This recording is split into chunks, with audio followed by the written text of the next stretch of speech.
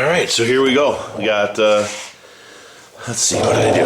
I welded in the floor pieces, and I got seam sealer in behind where the floor meets the rocker.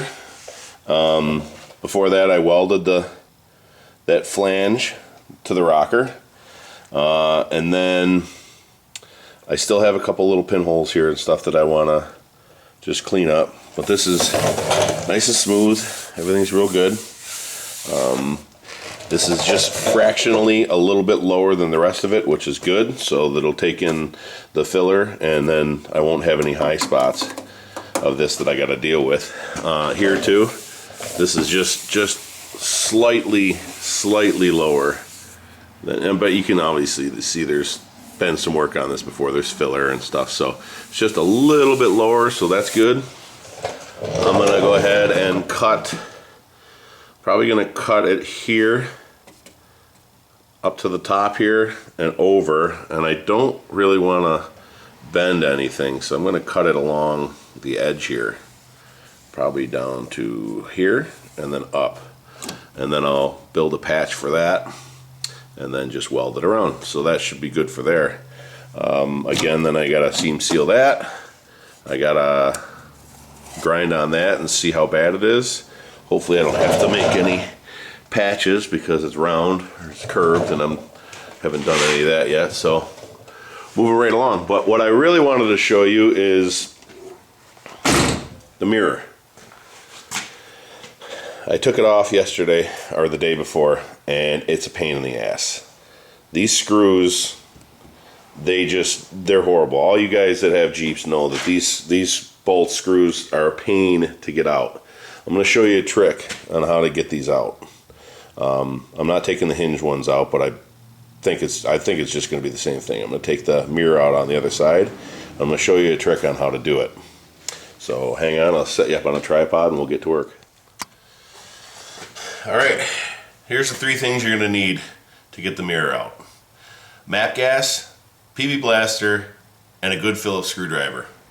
Okay, so I'm going to be repainting this Jeep, so I'm not really too worried about the finish, but I'm only heating up this part, so I'm not even going to get into the paint over here as long as you're careful. Don't use an oxyacetylene torch because the flame is going to be way too hot and you're going to end up burning the paint around here. You just want a nice matte gas. I mean, maybe even propane will do, but I just happen to have this. So first thing you want to do is put the heat right on the edge of that, right on the end of that bolt or screw.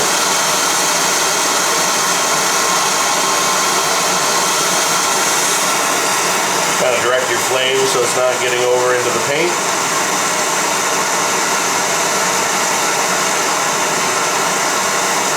So what I'm doing right now is expanding the metal on the screw, which is counterintuitive because obviously you want to shrink the metal on the screw to get it out of the hole.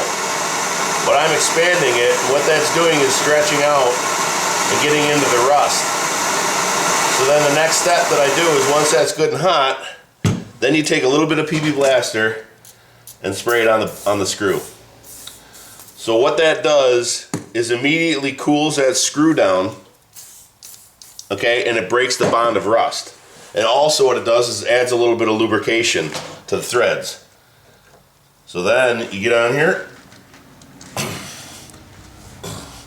and the screw comes right out.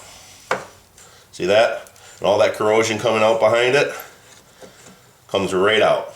No issues whatsoever. You can see how rusty these are. They won't budge. These do not budge unless you do this trick. Try to do it again, but maybe not as long on the heat. Just want to get that screw nice and warm.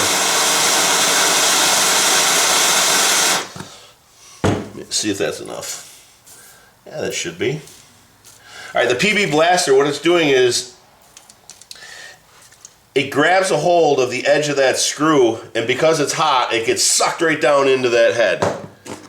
And then it loosens that bond of rust. And then the screws come right out. See that? And these things These things are bad. Let me show you. See if I can get this out. I need something. That's too hot to grab. Be right back. I want to show you this screw. Alright, see that? That's the corrosion we're dealing with. That is Loctite and corrosion, and I'll tell you, if I didn't do this trick to try to get these screws out, I would round over these heads and then we'd be drilling them out. So right there I just saved time and money, and didn't wreck anything inside. Now once I get the mirror off, I can clean those threads up with either a chaser or just, you know, some PB Blaster and some air, and that'll clean them up pretty good. And run the screws in and out, and then we should be good to go. But that is how you take all these screws out of these Jeeps. Just like that. So thanks for watching, and have a great day.